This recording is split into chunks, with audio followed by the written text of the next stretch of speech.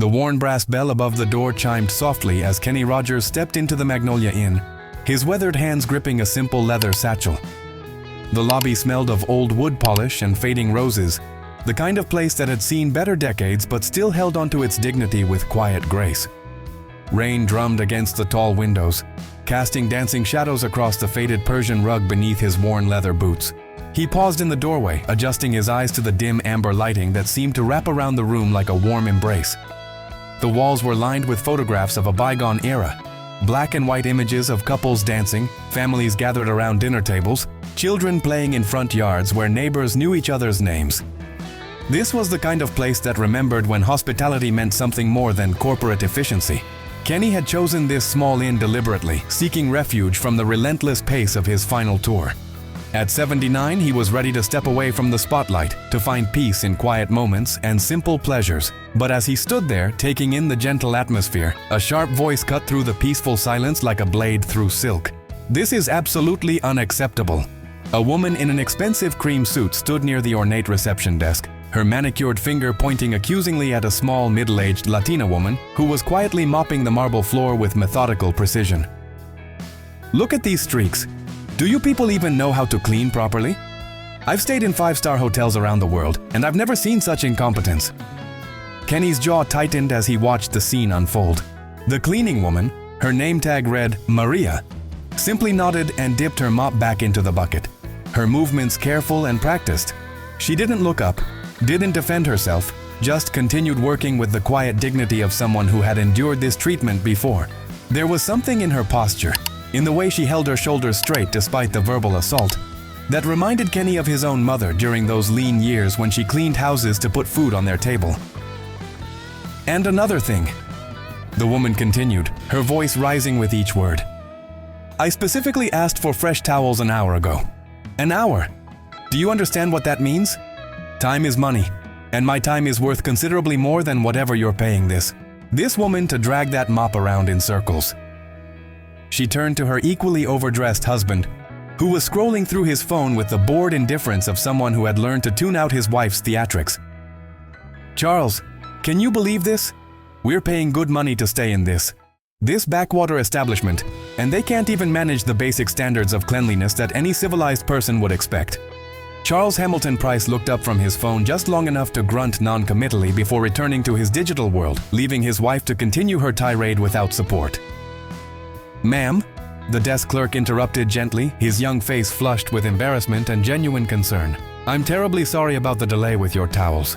Maria here just started her shift 15 minutes ago, and we've been short-staffed today due to 2 of our housekeeping team calling in sick. I can personally guarantee that fresh towels will be delivered to your room within the next 10 minutes.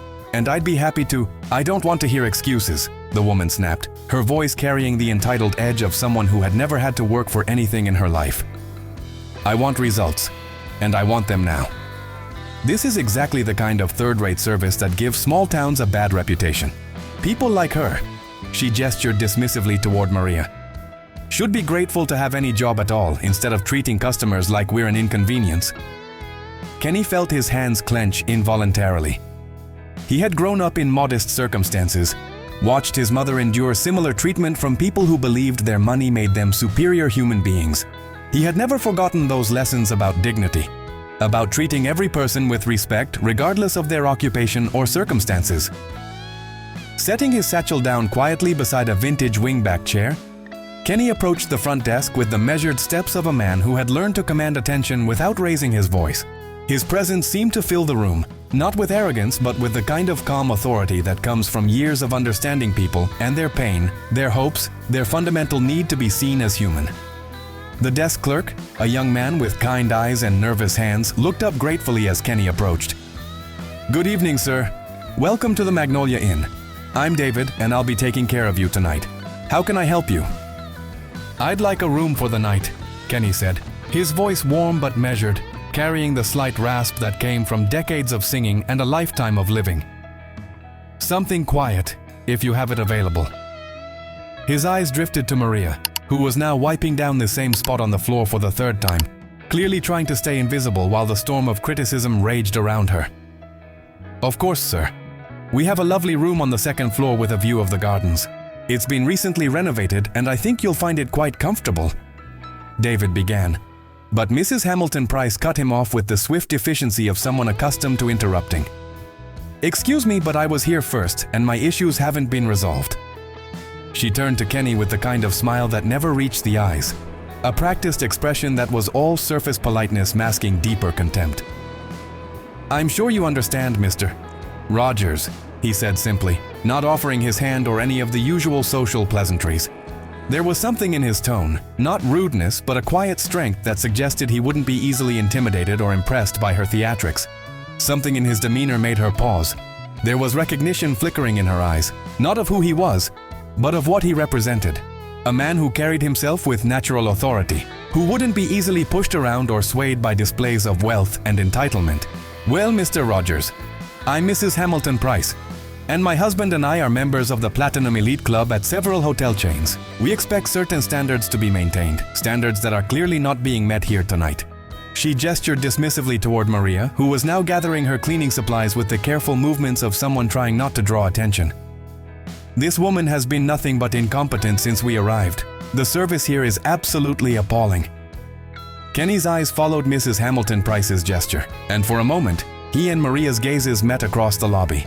In her dark eyes, he saw something that made his heart skip. Not defeat, but a quiet strength that reminded him of his own mother's resilience during those difficult years. There was dignity there, and pain, and a kind of patient endurance that spoke to something deep in his soul. "I see," Kenny said quietly, his voice carrying the weight of someone who had spent his life observing human nature. "And what exactly did she do wrong?" Mrs.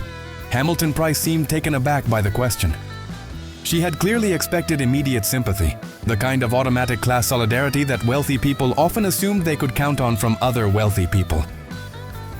"Well, the towels were late, and the floor isn't properly cleaned, and she doesn't seem to understand English very well. And frankly, I question whether she's even legal." "Her English seems fine to me," Kenny interrupted gently, his tone remaining calm but with an underlying firmness that made Mrs. Hamilton Price take a step back. "And I'm not sure what her immigration status has to do with how well she cleans floors." He turned to Maria, who had stopped moving and was watching the conversation with wide, surprised eyes. "Maria, was it?" His voice carried a warmth that seemed to wrap around her like a protective blanket. "How long have you been working here?" Maria glanced nervously at David, then back at Kenny. She was clearly uncomfortable being the center of attention, but there was something in Kenny's manner that invited trust. 3 years, sir," she said softly, her accent barely noticeable. "I work hard. I try to do a good job always." "I'm sure you do," Kenny said, his voice carrying the kind of genuine respect that Maria probably hadn't heard from a hotel guest in years. "This is honest work, and honest work deserves respect, no matter who's doing it." Mrs. Hamilton Price's face flushed red, her carefully applied makeup unable to hide her anger. "Now see here, Mr. Rogers." "No, you see here," Kenny said, his voice still calm but with steel underneath. The kind of quiet authority that came from a lifetime of dealing with difficult people without losing his essential kindness. "This woman is doing her job with dignity and grace, despite being treated poorly by someone who should know better. That tells me more about her character than your complaints tell me about her work."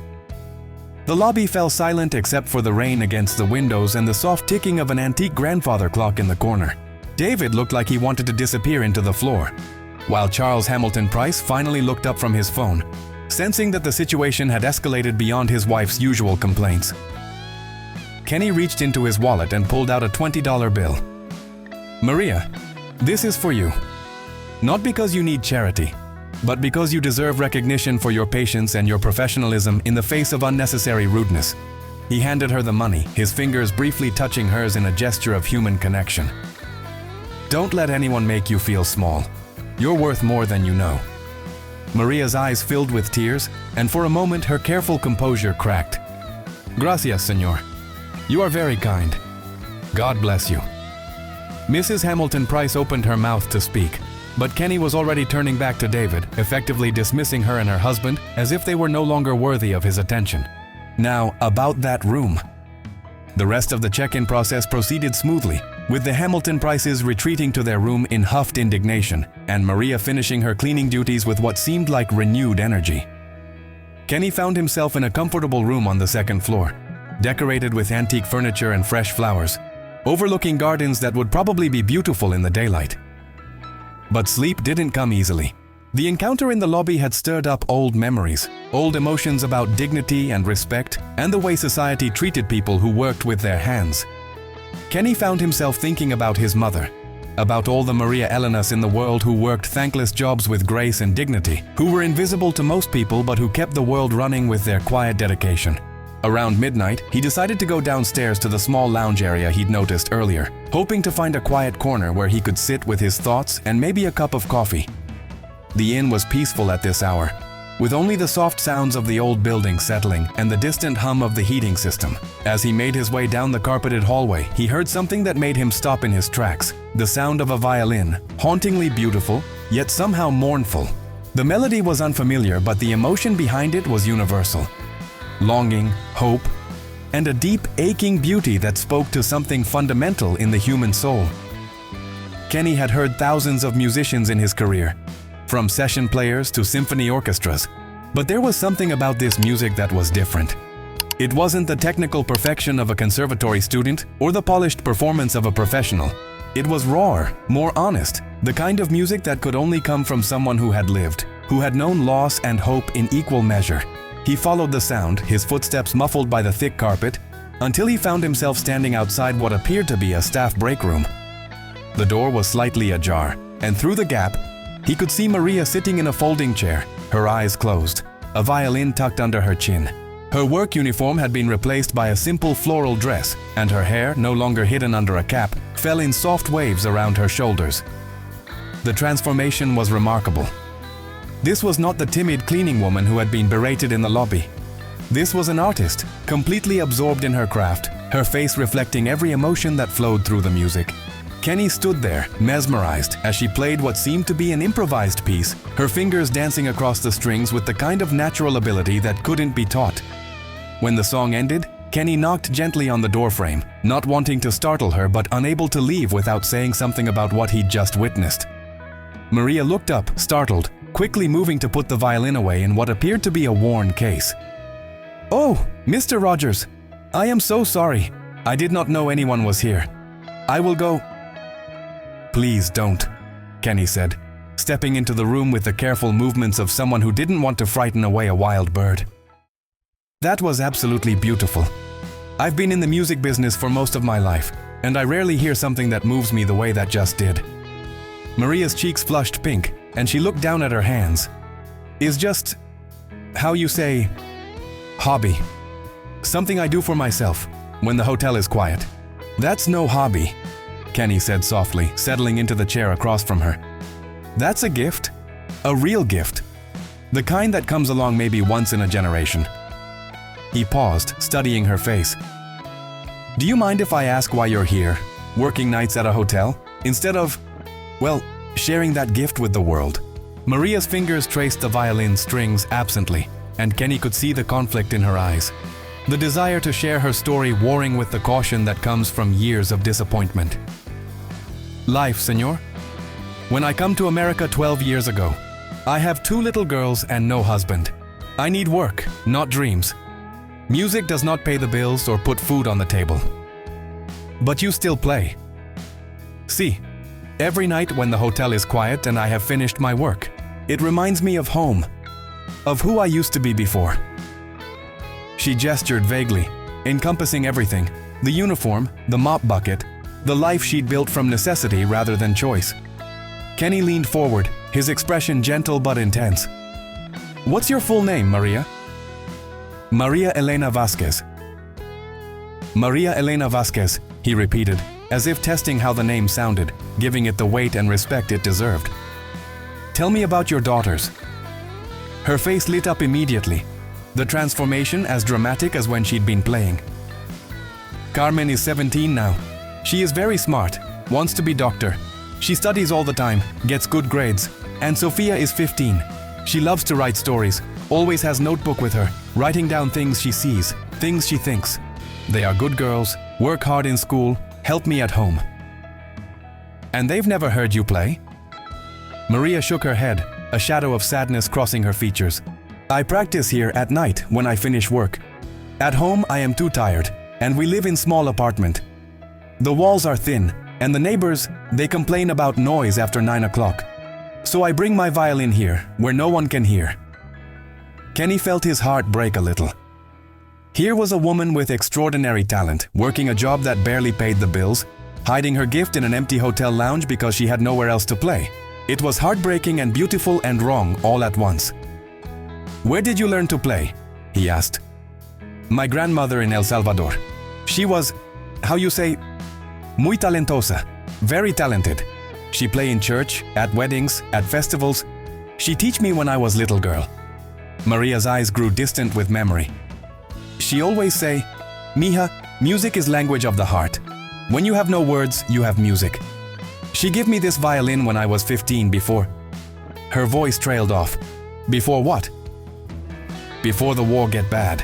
Before my family have to leave everything behind." She touched the violin case gently. "This is only thing I keep from home. Sometimes I think maybe I should sell it when money is very tight, but I cannot. It's like selling part of my soul." Kenny nodded, understanding more than she probably realized. "Would you play something else for me? Please?" Maria hesitated, then lifted the violin to her chin. This time, she played something Kenny recognized. A classical piece, but transformed by her unique interpretation. She played it with the passion of someone who understood that music wasn't just notes on a page, but a language that could express everything words couldn't capture. As she played, Kenny found himself transported. This wasn't just technically proficient playing, this was artistry of the highest order. Maria took the familiar melody and made it completely her own, infusing it with her experiences, her struggles, her hopes. It was the kind of performance that reminded you why music mattered, why it was essential to the human experience. When she finished, Kenny applauded softly, his eyes bright with emotion. "Maria, where did you learn to play like that? Because what you just did? That wasn't just technique. That was soul." Maria looked down at her hands, modest in the face of his praise. "When you have no money for lessons, you learn to play with your heart instead of your head. You play what you feel, not what the book tells you to feel." My grandmother, she always say, "The violin, it knows when you are lying. It only sing true when you are true." Kenny nodded slowly, recognizing the wisdom in those words. "I understand that better than you might think. I've been in the music business for most of my life, and I've met plenty of technically perfect musicians who couldn't touch people's hearts the way you just did. What you have can't be taught in any conservatory." "You are really in music business?" Maria asked, surprised. "I am, or was. I'm mostly retired now, but I still know people. Good people who understand real talent when they hear it." He paused, choosing his words carefully. "Maria, what would you say if I told you I might be able to help you? Not as charity, but as an investment in something beautiful and rare." "Help me how?" Kenny pulled out his phone and showed her a photo of a beautiful campus with Georgian-style buildings and manicured lawns. "There's a music school in Nashville called the Belmont Adult Music Institute. They have a program for people like you, adults who want to develop their musical talents, who maybe didn't have the opportunity when they were younger. They also have connections to orchestras, recording studios, music therapy programs, places where someone with your gift could make a real difference." Maria's eyes widened as she looked at the photo. "Senor, I cannot afford music school. I can barely afford rent. And my daughters, they need me here. What if I told you that the money wouldn't be a problem? And what if I told you that your daughters could come with you?" She stared at him, confused and overwhelmed. "I do not understand." Kenny reached into his jacket and pulled out a business card. "My name is Kenny Rogers. I've been fortunate enough to have a career in music, and I've learned that the most important thing you can do with good fortune is share it with people who deserve it." Maria took the card with trembling hands, reading it slowly. Her eyes widened as she processed the information. You are the Kenny Rogers. The singer?" "I've had some success," Kenny said modestly. "But right now, I'm just a man who heard something beautiful and wants to make sure the world gets to hear it too." "I cannot accept charity," Maria said firmly, trying to hand the card back. "I am not beggar. I work for what I have." "This isn't charity," Kenny said, not taking the card. "This is an investment in talent, in art, in the kind of music that can change people's lives." You have something special, Maria, something that doesn't come along very often. To let it go to waste would be a tragedy. Maria's hands shook as she held the card. My daughters, they need me. I cannot leave them. And my job here, Mr. David, he is good man. I cannot just disappear. Who said anything about leaving them behind? Nashville has excellent schools. Carmen could study pre-med at Vanderbilt or Belmont University. Sophia could explore her writing and creative writing programs. You could all have a fresh start, a chance to build the life you dreamed of instead of just surviving.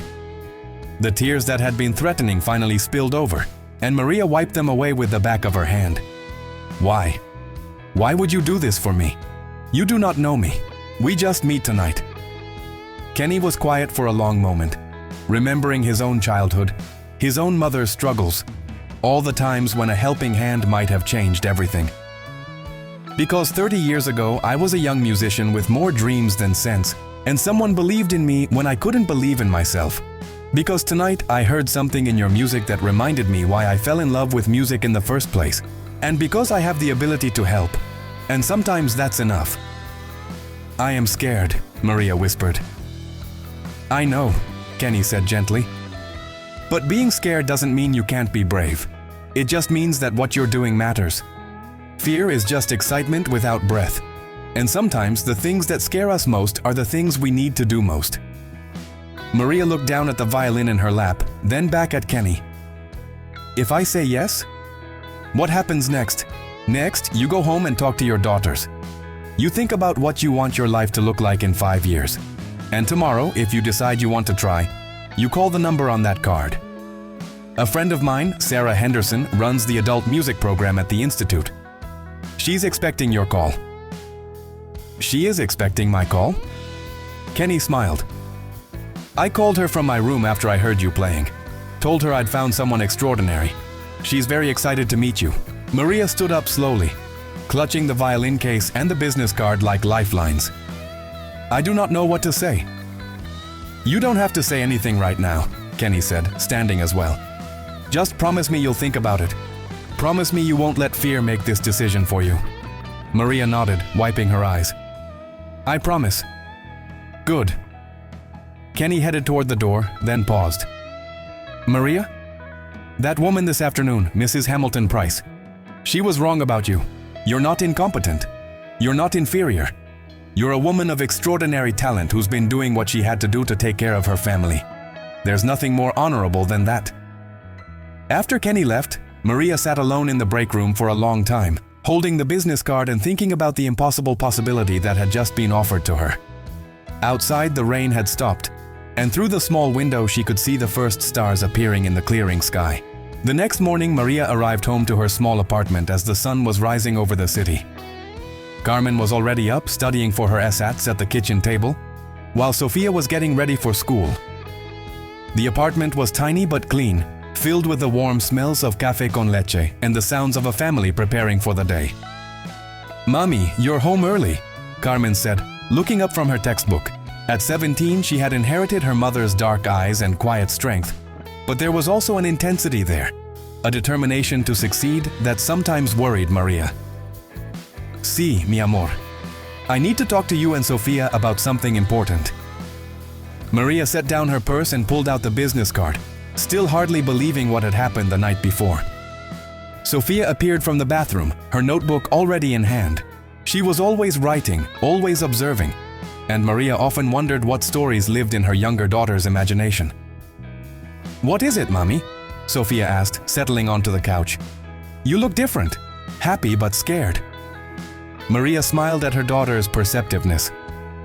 Last night I met someone at the hotel, a man who heard me playing violin. She paused, trying to find the words. He offered to help me go to music school in Nashville. Carmen's textbook slipped from her hands. Music school? But Mommy, you can't afford… He would pay for it, all of it. And he said you girls could come with me, that there are good schools there for both of you. The apartment fell silent except for the sound of traffic beginning to build outside. Maria watched her daughters' faces, seeing the conflict there, excitement warring with fear, hope battling with practical concerns. Who is this man? Carmen asked, her practical nature asserting itself. Why would he do this for us? Maria showed them the business card. His name is Kenny Rogers. He is famous singer, but he was very kind, very humble. He heard me play and said I have gift. Sophia's eyes widened. Kenny Rogers? Like the real Kenny Rogers? The gambler. Kenny Rogers? You know him? Mommy, everyone knows him. He's like super famous. Oh my God, you met Kenny Rogers.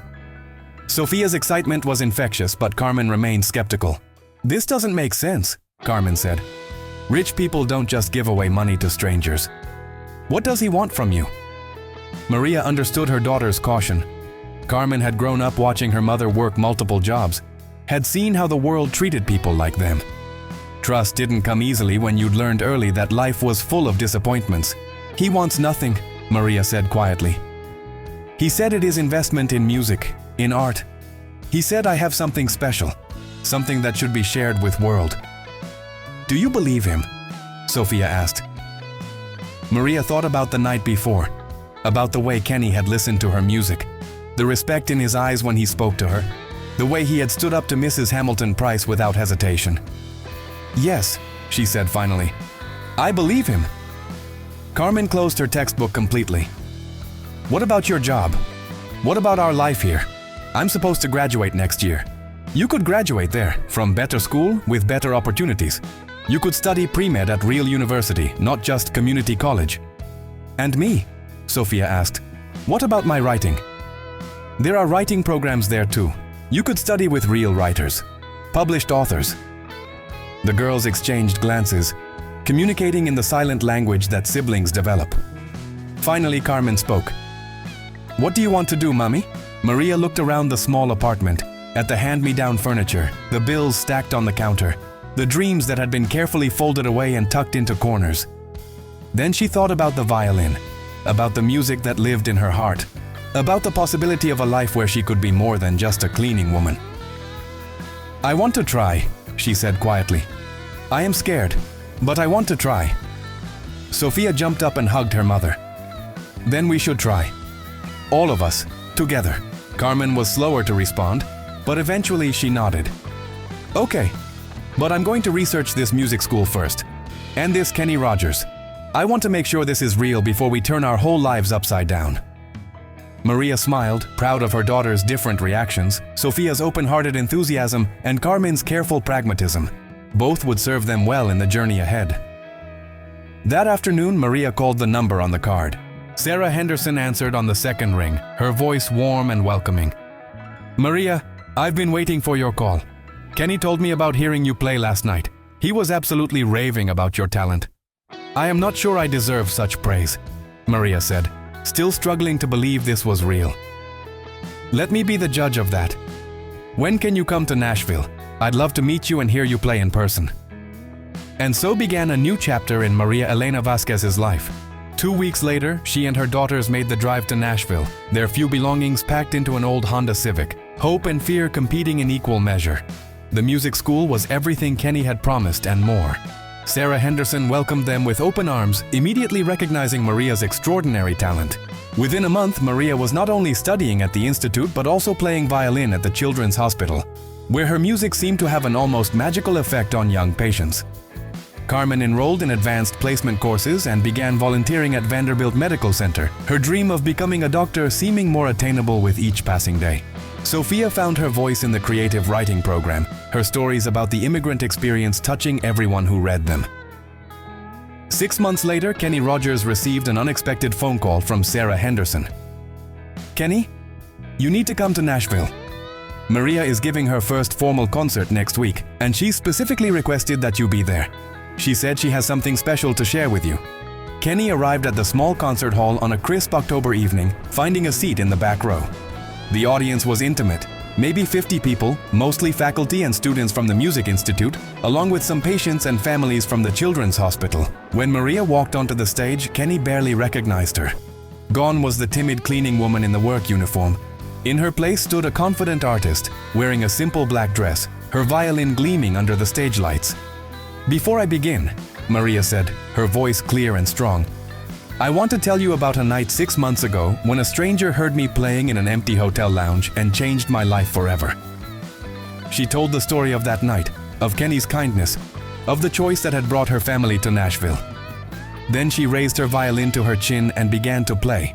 The piece was her own composition, a musical journey that began with the melancholy of loss and exile, moved through the struggles of starting over in a new country, and culminated in the soaring hope of dreams realized. It was autobiography in music, her story told without words but with such emotional clarity that there wasn't a dry eye in the house. When she finished, the audience erupted in applause, but Maria's eyes were searching the back row, looking for the man who had made it all possible. Kenny stood up slowly, his own eyes wet with tears, and began to applaud. The entire audience turned to look at him, and someone called out, "Kenny Rogers!" Soon the applause was for both of them, the established artist and the emerging one, the man who had believed and the woman who had found the courage to try. After the concert, Kenny made his way backstage where Maria was waiting with Carmen and Sofia. "You were magnificent," Kenny said, embracing her warmly. "Absolutely magnificent." "I wrote that piece for you," Maria said. "It is called The Melody of Second Chances. It is my way of saying thank you for believing in me when I could not believe in myself." Carmen stepped forward, and Kenny was struck by how much she had changed in 6 months. The suspicious, guarded teenager had become a confident young woman. "Mr. Rogers, I owe you an apology. I didn't trust you at first. I thought you had ulterior motives." "You were protecting your mother," Kenny said. "That's what family does. I respect that. And I want to thank you," Sofia added. "Not just for helping Mommy, but for showing me that kindness to strangers can change the world. I'm writing a book about our story and I want to dedicate it to you." Kenny felt a warmth spread through his chest that had nothing to do with fame or recognition and everything to do with the simple joy of having made a difference in someone's life. "You don't owe me anything," he said. "You did the hard work. You made the choice to take the risk. I just opened a door that was already there." Maria shook her head. "You did more than open door. You saw me. Really saw me. In hotel that night, I was invisible woman cleaning floors. But you saw artist, you saw human being worthy of respect and opportunity. That is gift more precious than money." 2 years later, Maria Elena Vasquez released her first album, Songs from the Heart, a collection of original compositions that told the story of the immigrant experience with haunting beauty and unflinching honesty. The album would win a Grammy for Best Folk Album, but long before that recognition came, it had already achieved something more important. It had touched hearts and changed lives. Carmen graduated valedictorian from her high school class and was accepted to medical school at Vanderbilt. Sofia's first novel, The Music of Memory, was published to critical acclaim when she was just 18. But perhaps most importantly, Maria had found her voice, not just as a musician, but as an advocate for immigrants and working-class families, using her platform to tell stories that needed to be heard. Kenny Rogers attended every major milestone, becoming not just a benefactor but a genuine friend to the Vasquez family.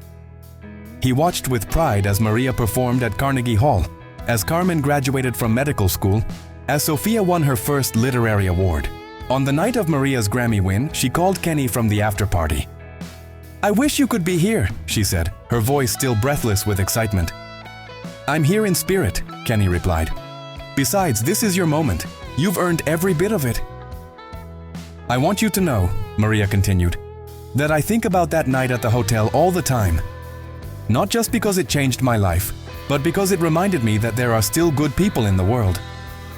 People who see others as human beings, not just as their jobs or their circumstances. Maria, you would have found your way eventually. You're too talented, too determined not to succeed. Maybe. But you made it possible for me to find my way with dignity, with hope instead of desperation. That makes all the difference." After they hung up, Kenny sat in his quiet living room looking at the framed photo Maria had sent him from her Grammy win. In the picture, she was holding her award, flanked by Carmen in her medical school graduation gown and Sofia with her published novel. He thought about that rainy night 2 years ago, about the chance encounter that had changed all their lives. It reminded him of something his own mother used to say. "You never know when you might be entertaining angels unaware." Maria Elena Vasquez had been his angel that night, disguised as a hotel cleaning woman with a violin and a dream.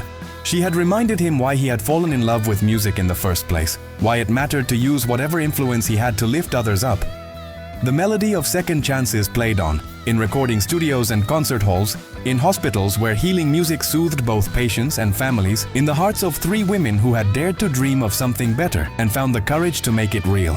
And sometimes, late at night, when the world was quiet and the heart was open, you could still hear it. The sound of kindness meeting talent, of dignity meeting opportunity, of one person's willingness to see another's worth changing everything. In the end, Kenny Rogers had learned as much from Maria Elena Vasquez as she had learned from him. He had learned that the most profound impact we can have on the world often comes not from grand gestures or public recognition, but from simple acts of human kindness, from the willingness to see the divine spark in every person we meet. The melody continues, a reminder that we are all connected, that every life has value, and that sometimes, 5 years after that transformative night at the Magnolia Inn, Kenny Rogers found himself back in the same small town, this time for a very different reason. He was 84 now, his touring days long behind him, but he had been invited to speak at the dedication of a new community music center, a center that Maria Elena Vasquez had helped fund and design. The Magnolia Community Arts Center stood where an old warehouse had once been, its walls now filled with music rooms, practice spaces, and a small concert hall. But what made this place special wasn't just the beautiful facilities, it was the mission. The center offered free music lessons to children from low-income families, adult education programs for people who had never had the chance to explore their artistic talents, and music therapy for elderly residents of local nursing homes. As Kenny walked through the center during the pre-dedication tour, he could hear the sounds of life and learning everywhere. Children practicing violin, adults learning piano, a gospel choir rehearsing in one of the larger rooms. It was exactly what Maria had envisioned, a place where economic circumstances would never again keep someone from pursuing their musical dreams. "Mr. Rogers!" a familiar voice called out, and Kenny turned to see David, the young desk clerk from the Magnolia Inn, now dressed in a crisp suit and wearing a name tag that read, David Martinez, Program Director. "David, what a wonderful surprise," Kenny said, genuinely pleased to see the young man who had shown such kindness that difficult night years ago. "I should have known you'd be involved in something like this." David beamed with pride. "When Maria told me about her plans for this center, I knew I had to be part of it. I finished my degree in music education 2 years ago, and this is my dream job, helping people discover their talents, just like you helped Maria discover hers." They were interrupted by the sound of applause from the main concert hall. Through the open doors, Kenny could see Maria on stage, now a poised and confident performer, addressing a crowd of community members, donors, and local officials. "And none of this would have been possible," Maria was saying, "without the kindness of a stranger who taught me that every person deserves to be seen, to be valued, to have their gifts recognized and nurtured. Music saved my life, but it was human compassion that made the music possible." Kenny slipped into the back of the hall, just as he had at Maria's first concert. He preferred to observe these moments from a distance, to see the impact without being the center of attention. Today, we open these doors not just to musicians, but to anyone who believes that art can transform lives, that creativity can heal communities, that every voice deserves to be heard. Maria continued, "This center is my way of paying forward the gift I was given, the gift of someone believing in me when I couldn't believe in myself." After the ceremony, as the crowd mingled in the lobby, Kenny found himself approached by a young woman with familiar dark eyes and a warm smile. "Dr. Carmen Vasquez," she introduced herself, extending her hand. "I don't know if you remember me, but—" "Of course I remember you," Kenny said, taking her hand warmly. "The skeptical daughter who wanted to make sure I wasn't trying to take advantage of your mother. How is medical school treating you?" Carmen laughed. "I graduated last month. I'm starting my residency in pediatrics at Children's Hospital here in town. I wanted to come back home, to give back to the community that supported us." She paused, her expression growing serious. "I also wanted to thank you again, not just for what you did for Mommy, but for teaching me something important about judging people." "What's that?" "That sometimes the most extraordinary gifts come in the most ordinary packages. I was so focused on protecting my family from disappointment that I almost missed recognizing a miracle when it walked into our lives." Before Kenny could respond, Sophia appeared at his elbow, now a poised young woman of 20 with the confident bearing of someone who had found her voice in the world. "Mr. Rogers, I'm so glad you're here," she said, embracing him warmly. "I have something for you." She handed him a beautifully bound book with an elegant cover design. "The first copy of my new novel, The Stranger's Gift. It's dedicated to you. Kenny opened the book and read the dedication page. For Kenny Rogers, who taught our family that kindness is the most powerful force in the universe, and that sometimes angels appear as strangers who simply choose to see the best in us. Sophia, this is beautiful. I'm honored. It's based on our story, but it's also about all the other stories like ours. The invisible people who are waiting for someone to see their worth, their potential. Since Mommy's success, we've heard from hundreds of families with similar experiences. Your act of kindness that night started something much bigger than you probably realized. As the evening wound down, Kenny found himself alone with Maria in the center's main performance space. She was sitting at the piano playing a gentle melody, her face peaceful in the soft stage lighting. "It's beautiful, Maria," Kenny said, referring both to her playing and to the center itself. "Your grandmother would be so proud." Maria smiled, her fingers still moving across the keys. "I play here every evening after the programs end, when the building is quiet. It reminds me of that night at the hotel, when you found me playing alone. Except now, I'm not hiding my music anymore. Now, it's helping other people find theirs." "Tell me about the people you're helping." Maria's eyes lit up. "There's an 8-year-old boy named Miguel, whose family can't afford piano lessons. He's already composing his own songs. There's a woman named Eleanor, 73 years old, who always wanted to learn guitar but never had the chance. She's in our adult beginner program, and she says music has given her a reason to wake up excited every morning." She paused, her expression growing more thoughtful. "And then there's James. James. He's 16 from the rough part of town. His grandmother brought him here because he was getting into trouble, running with the wrong crowd. She hoped music might give him a different path." Maria stood up from the piano and walked to a glass case on the wall, inside which hung a beautiful acoustic guitar. He'd never touched an instrument before, but the first time he picked up a guitar, it was like watching someone come home to themselves. What happened to him? He wrote a song about his father, who left when he was small, about feeling angry and lost, about finding something in music that he'd never found anywhere else. When he played it for the class, there wasn't a dry eye in the room.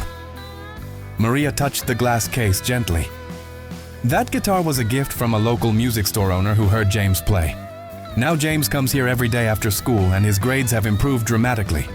His grandmother says it's like having her real grandson back. Kenny felt that familiar warmth in his chest, the same feeling he'd experienced watching Maria's journey unfold. One act of kindness, creating ripples that go on and on. That's exactly what it is, Maria agreed. James reminds me of me in a way, someone whose talent was hidden, waiting for the right moment, the right person to help bring it into the light. They stood together in comfortable silence for a moment, listening to the sounds of the building settling around them, the echo of all the music that had been made within these walls. "Maria, can I ask you something?" Kenny said finally. "Of course." "Do you ever think about that woman at the hotel, Mrs. Hamilton Price?" Maria considered the question carefully. "I do sometimes. I used to feel angry about how she treated me, but now I feel sorry for her. She was so focused on what she thought made people valuable, money, status, appearance, that she couldn't see the beauty right in front of her. She missed the opportunity to witness something extraordinary because she had already decided I wasn't worth her attention. That's very generous of you." I learned something important from that night, and from everything that followed. Bitterness is like carrying a stone in your heart. It weighs you down and prevents you from flying. Forgiveness, gratitude, focusing on the good that came from the bad. That's what allows the music to flow freely. Kenny nodded, understanding exactly what she meant. Your grandmother's wisdom. Her wisdom and yours and life's wisdom. Everyone who has helped me along the way has taught me something about grace, about resilience, about the power of choosing hope over fear. As they prepared to leave the center, Maria locked the doors carefully, her movements reverent, as if she were tending to something sacred. Kenny, I want you to know that not a day goes by that I don't think about that night and feel grateful. Not just for the opportunities you made possible, but for the way you reminded me of my own worth. That was the real gift. Not the money for school, but the message that I mattered, that my dreams mattered, that I deserved to be treated with dignity regardless of my job or my circumstances. You always mattered, Maria. I just helped you remember that. And now we're helping others remember the same thing. The circle continues. As Kenny drove home that night, he reflected on the unexpected journey that had begun with a simple act of human decency. What had started as standing up for a mistreated hotel worker had blossomed into something far more significant. A community resource that would touch hundreds of lives. A reminder that art and compassion could indeed change the world. He thought about all the Maria Elenas still out there. The janitors with hidden talents, the cashiers with secret dreams, the countless invisible people whose gifts were waiting to be discovered and nurtured. He thought about the power each person had to be that stranger who sees potential where others see only circumstance. The next morning, Kenny received a text from Sophia. "Thank you for coming yesterday. Mommy played your favorite song 3 times after you left. The melody of second chances." She said it always reminds her that the most beautiful music comes from the most unexpected places. Kenny smiled, remembering the scared woman in the hotel uniform who had become a Grammy-winning artist, a community leader, a beacon of hope for others who felt invisible. He thought about Carmen, now a doctor preparing to heal children, carrying forward the lessons of compassion she'd learned from watching her mother's transformation.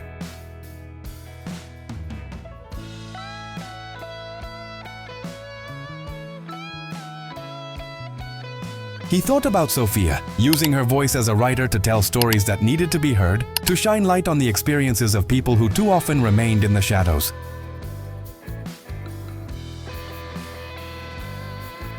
Most of all, he thought about the countless people who would walk through the doors of the Magnolia Community Arts Center in the years to come. Children who would discover they had voices worth hearing. Adults who would realize it was never too late to pursue their dreams. Elderly people who would find joy and purpose in learning something new.